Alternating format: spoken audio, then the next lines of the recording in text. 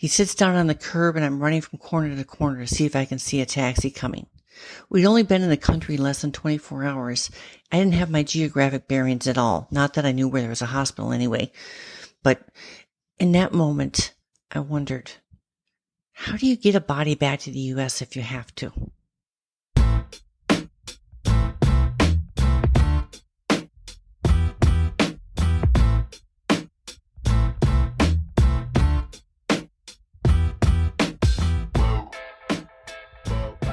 Hey there, and welcome to Grit, True Stories That Matter, a weekly podcast on the art and craft of the personal narrative story. Each week, I talk to one storyteller who will tell one of their stories, and then together, we will break it down. Why, you ask? Well, we want to feature these kinds of stories and the people that craft and tell them, not only to entertain, but to help you craft and tell better, more engaging, more relatable, and more memorable stories. True stories. Personal stories. Grit stories. New episodes are released on Fridays. We would love if you subscribe to this podcast. If you listen on Apple, rate and review it. I know I say that every single episode. It really does help us out. So thank you for that. This week, I am talking with Marya Morris. Marya lives in Chicago. She has won Moth Story Slams and 2 Moth Grand Slams. She's a unique teller with a unique voice. She also left me an amazing testimonial for my class, so I'm always grateful for that. That's not how she got on the podcast, but flattery never hurts. For this episode with Marya, I'm going to have a conversation with her in the first part, then we're going to hear her story, and then we're going to continue that conversation and break it down. Let's dive in. Marya Morris, thank you for joining me, and it's good to have you here. Thank you for having me. Okay. We've got a new format for the podcast in which we have a storyteller on the show. They tell one of their stories, and we break it down together. Yeah. Does that sound fun? I like people to break down my stories because it means we're talking about me. Right. I want to talk as much about you as we possibly can today. Yes, good. Ideally, at least 90% of this conversation is about you. That's ideal. That's my ratio. Before we hear this story, when did you first craft this thing? Put it this way. The set of events I'm about to describe are what I thought was a story, these kind of story that you would hear on the radio. I didn't know anything about interjecting myself into it. I thought it was like an amazing set of events that are fun to share with other people. And I told stories in my life among my circle of friends and coworkers. And one woman I used to work with, she was like, you need a larger audience, honey. Yeah. But anyway, so I didn't really understand like personal stories or revelations or, like until much later in my story crafting process. So this was like the OS, the original story. Okay, this is the OS. Well, I wanted to let people know, and tell me if I'm wrong here, Marya, that before you even learned, quote, how to do personal narrative story, you had won Grand Slams. That's true.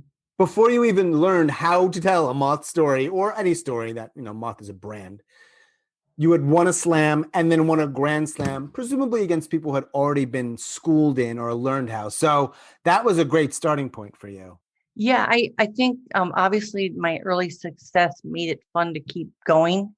And then once I found people like yourself and found out there was an approach or several approaches, and there's things that you do and things that you don't do, I'm like, oh, wow. All righty. And now I can improve my stories. Exactly. And so what we're going to do eventually, if I ever stop talking, is when we're going to hear your story, and then we're going to talk about the story.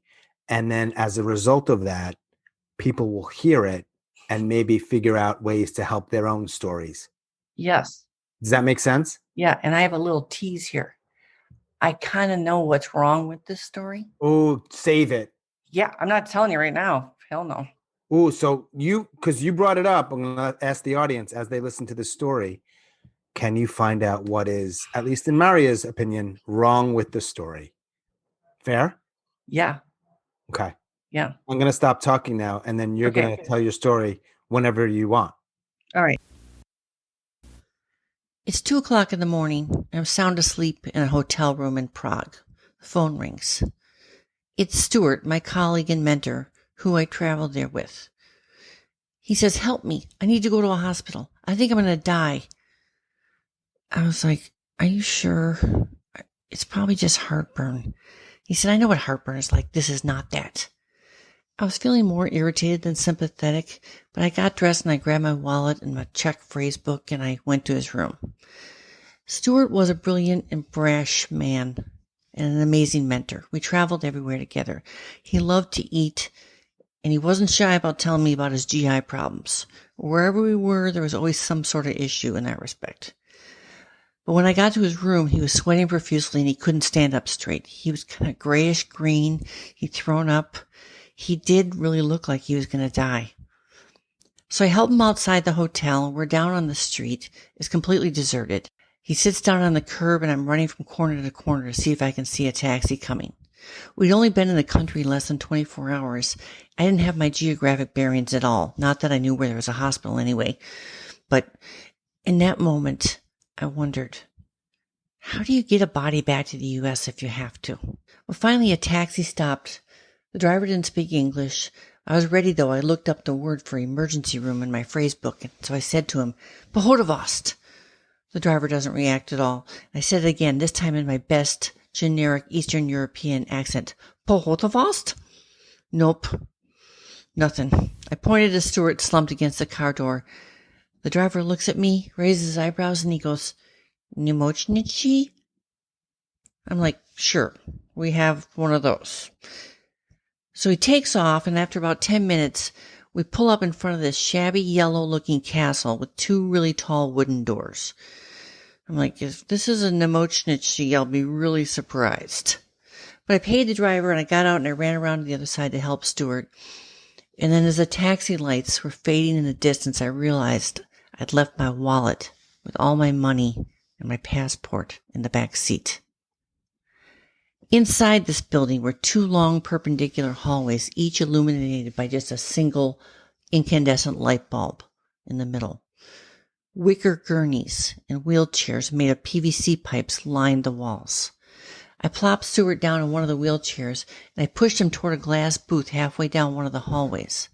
There was a woman there sleeping with her face smushed on the countertop. I rapped on the glass. "Nemocnichi."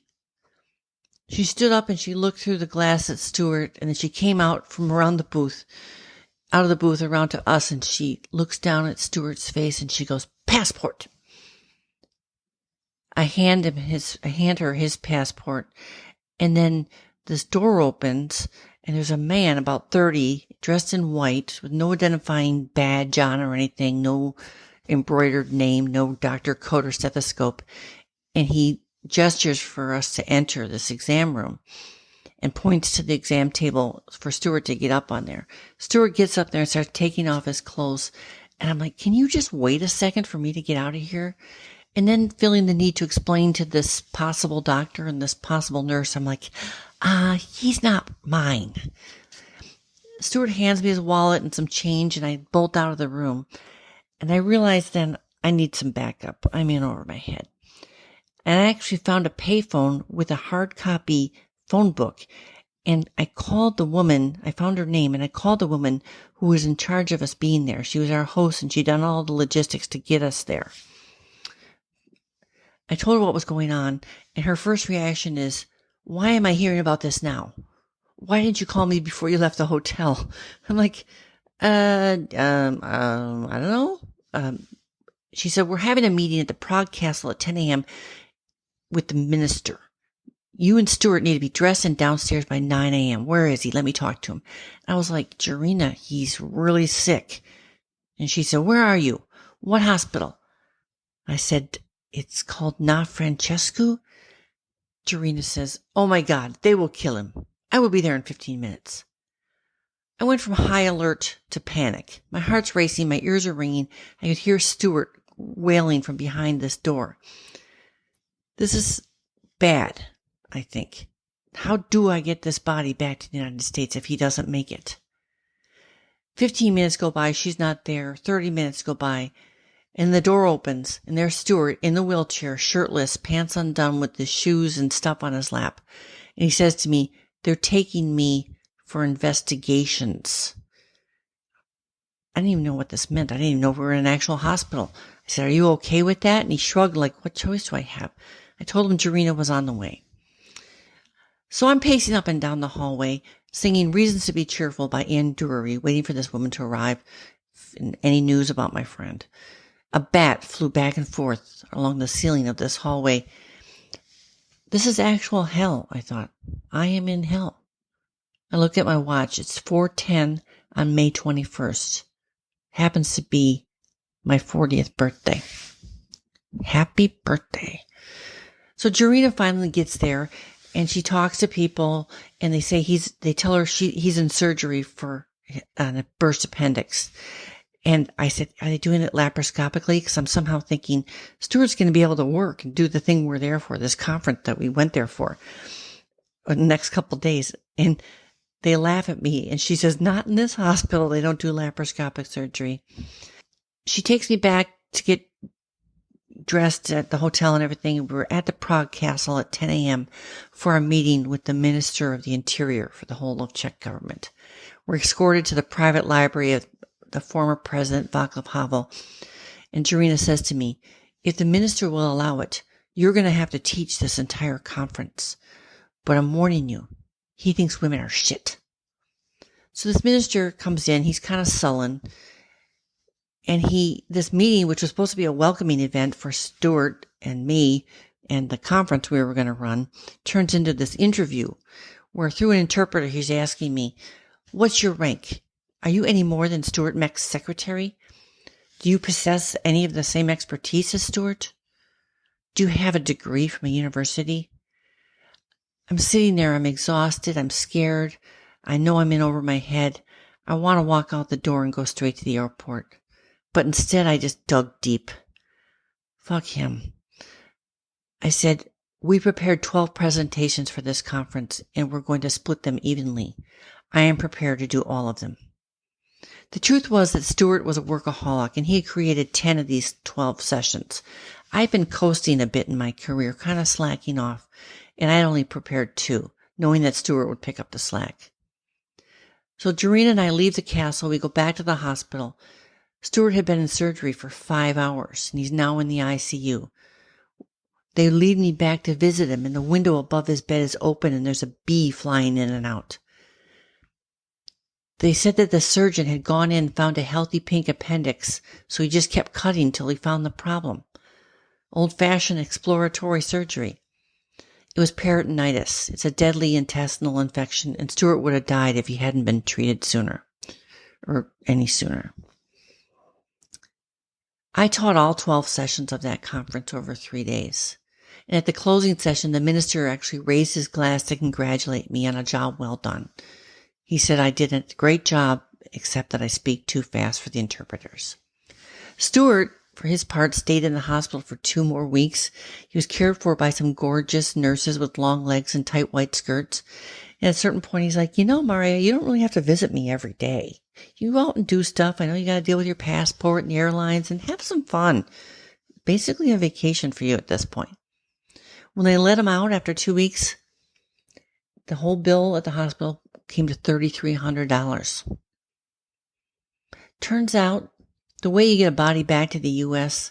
is in first class on British Airways. I told them that Stuart had just had surgery and couldn't sit upright, and they took mercy on him and on me because they gave us both front row seats. Stuart's doctor at home said the Czech doctors had done a pretty good job on him. And after that, Stuart vowed to take better care of himself. Nothing like a near-death experience. And me, I had just turned 40, obviously, and the experience forced me to admit I'd been half-assing it, professionally at least. So I embraced the success and the skills I had summoned in Prague, and I made that my personal goal going forward. I wanted to make Stuart proud, and I did.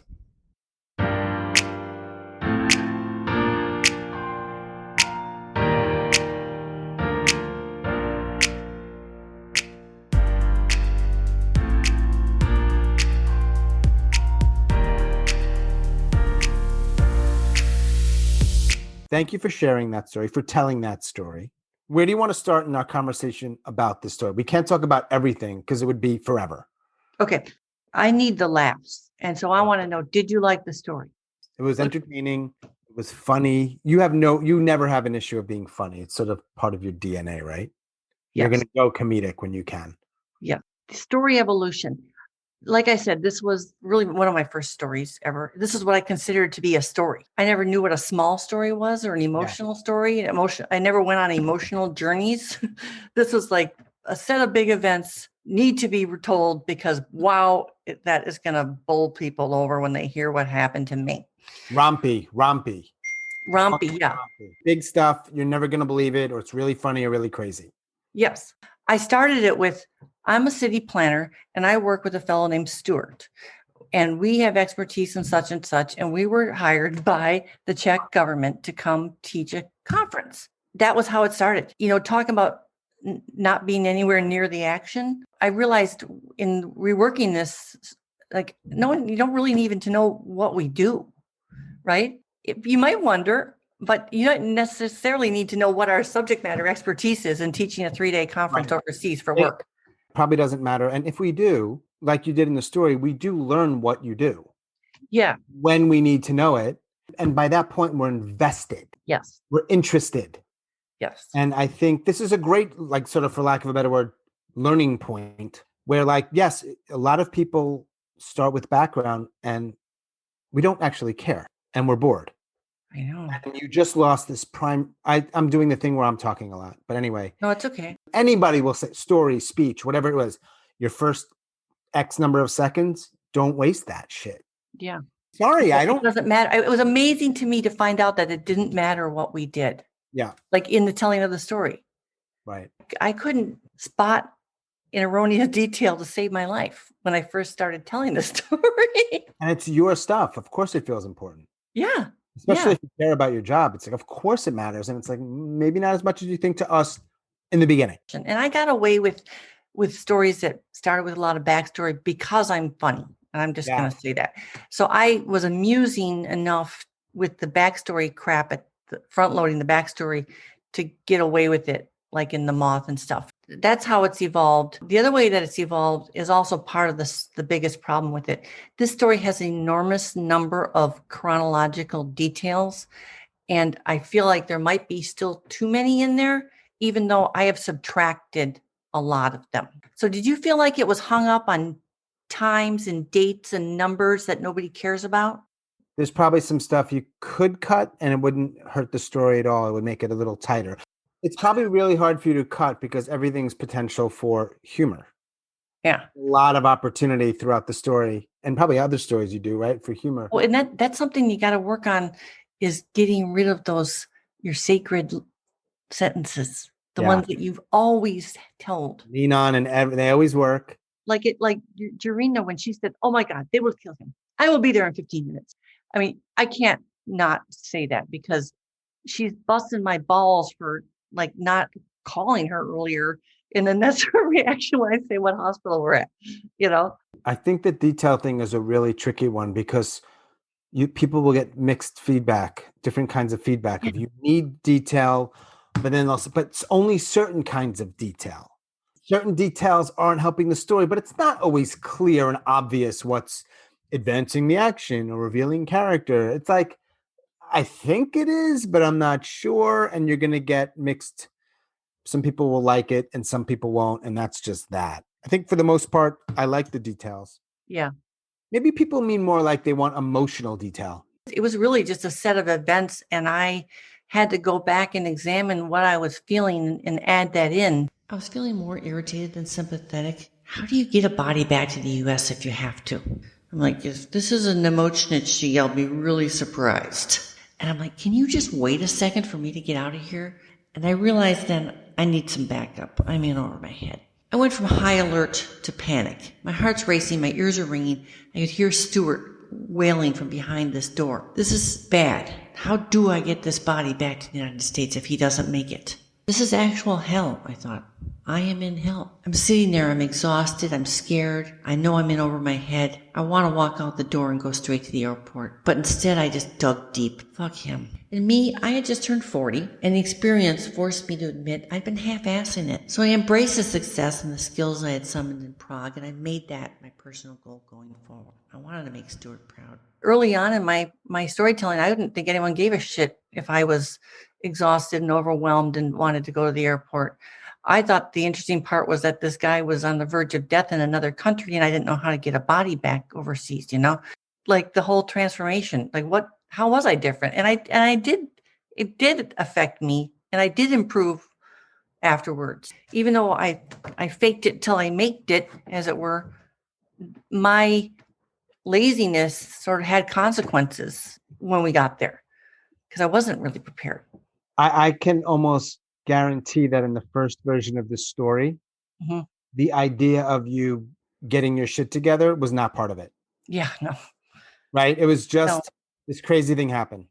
Yeah. With my friend, you're never going to believe it. He almost died, and it's funny and it's scary, and that was it. And you probably didn't give a lot of thought to like the ending. It just kind of ended when it ended. Yeah. So I think when we talk about story, we sometimes talk so much about the damn story and the right way to do it. People lose their style. Yes. And that's a damn shame. Like the formula. Yeah. Like move it closer to the end, start closer to the action or in the action, which actually does make total sense. But does it really? It can suck the life out of it if everything sort of sounds the same. Yeah. And if you have a particular skill set and others have told you, it's not just something you believe. Yeah. Right. We all think we're funny. Some of us just aren't. Yeah. You are. You should use that. And maybe because of that skill, you can get away with background or certain kinds of detail that maybe we would say to other people, maybe you shouldn't do that. Yeah. But maybe Marya can because she's got this thing and it's kind of funny and I stay in whatever, I've seen enough feedback of other people's stories and heard enough of my own where it's like, okay, there's a theme here and I'm making the same mistake over and over. When was this one first crafted? How long ago? Well, the events took place in May of 2002, so almost 19 years ago. I've been telling this story. I told it a lot out loud, at a party trick, but right. I wrote it probably in 2017. So 4 years ago, I told it a version of it at a moth in 2019, only 2 years ago, and didn't win, but it was, it had all the problems we talked about. And it was a 5-minute version. Right. Yeah, it was a 5-minute version, which is a different animal. As it's evolved, all right, you realized a couple things. Cut that background stuff up in the beginning, which I think a lot of people can benefit from doing. Yeah. At least explore it, right? If you're tied to it and you just won't do it, fine. Try it at least once. And then the other thing we talked about is maybe the detail some people can focus more on is emotional detail. What else? I mean, people want to know, like, what was that like? Yeah. It was like, I was scared and nervous and realizing I had only had myself to rely on to figure this out. And, oh, by the way, he might die, Yeah. You know how you make something relatable? Just let us know how you're feeling. Yeah. We probably felt something like that. All of a sudden, it doesn't matter that you've never been to Prague. Yeah. It has a lot of stakes in there. I mean, let's talk about what does work instead of just what doesn't work. Okay. Stuart's life was at risk. True high stake. I didn't know what was going to happen. I'm a foreigner, not able to communicate and having to solve a big problem. And then there's the personal stakes for me, this professional challenge that I had arrived, unready for. So that was a huge stake. So I guess those are the two big ones, Stuart's life and me pulling it off professionally. And you did a good job of, it wasn't just your colleague, it was somebody who you made it very clear was very important to you in your life. Oh, yeah. That wasn't established. Sure, there are stakes. People saw us together. We were like an old married couple. We were like together so much that, and he had some really funny behaviors and I would have to correct him, out in public. And to me, I like being able to describe to other people how I got out of that rut professionally. Mm. I kind of shaken out of it. I didn't really even recognize I was, somewhere between bored and burnout. The job was still interesting, but I'd been doing it for a long time. And then this guy, Stuart, came along. He'd only been there for like 3 years at that point. I've been there for 14 years in this organization. Mm. And he just like literally lapped us all on a daily basis in terms of his output. And rather than rise to the occasion right away, I'm like, yeah, he'll pick up the slack. But I think some people wouldn't be as honest as that. They would probably not talk about the fact that they were slacking off. That's the other thing I've learned. I never understood early on in storytelling. I didn't know why you had to be vulnerable, why it added richness to stories. And then, over time, listening to many other stories that either lack that piece, I realized, oh, it would have been nice to know, how did you As feel? it's authentic. The one thing that really I just can't stand is the fake vulnerability that I hear sometimes, because people are just like, oh, I've got to be vulnerable. And you're like, that's not vulnerable. That's just what you're doing is just inauthentic. I can feel it. I hate that, Marya. Yeah, I know. I feel like sometimes people they need to interject that, and they sort of it seems fabricated. Mm-hmm. You know what I mean? I don't like that. I can kind of spot that. Yeah. I feel like I can spot it. Usually. Yeah. So let's assume people can only take 3 things at most, because that's kind of like a magic number.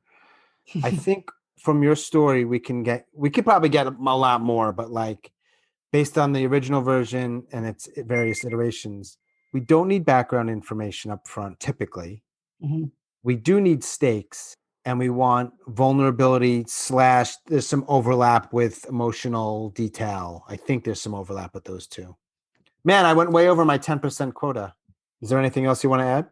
For people that need to do it for the laughs and aren't comfortable with the heart, that you can get there if you want to. It took me first 2 years of telling stories before I even had any feedback to tell me you're not really sharing anything about yourself. You're sharing a set of events. So, and you're funny. Yay. Good for you. That's not what we're doing. So you mix it in over time. Yeah, and I did. I don't have to, and I think that the during this last year, I've gotten even more used to it, because I've had to get used to there being no audience feedback. Everyone's had to get used to that, and then you can tell serious stories and not wonder why people aren't laughing.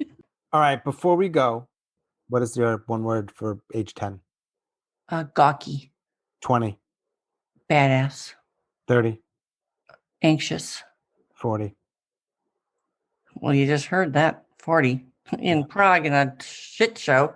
And then we'll reconnect in a few years and I'll ask you about 50. Yeah, right. Like if people are listening to this, right? Like I want to check more of the story stuff out, right? They might Google you. They might Google me. Can you point them in the direction of one other storyteller that you think they would enjoy, they'd be entertained by, they would learn from?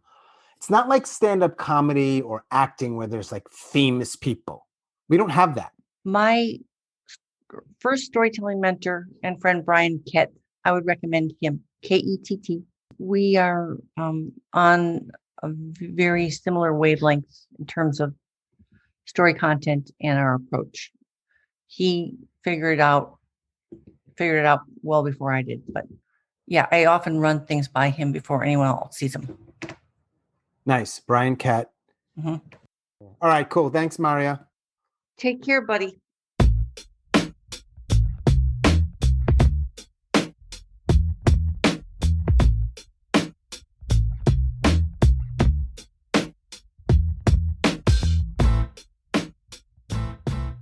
As always, thanks so much for listening, and special thanks to Marya Morris out in Chicago. This Sunday, we have an open mic called a Mental Health Happy-ish Hour. Next week, another beginner's class starts, and the following Sunday, another 99-second story slam. Would love to see your face. That's all for episode number 22. Boom.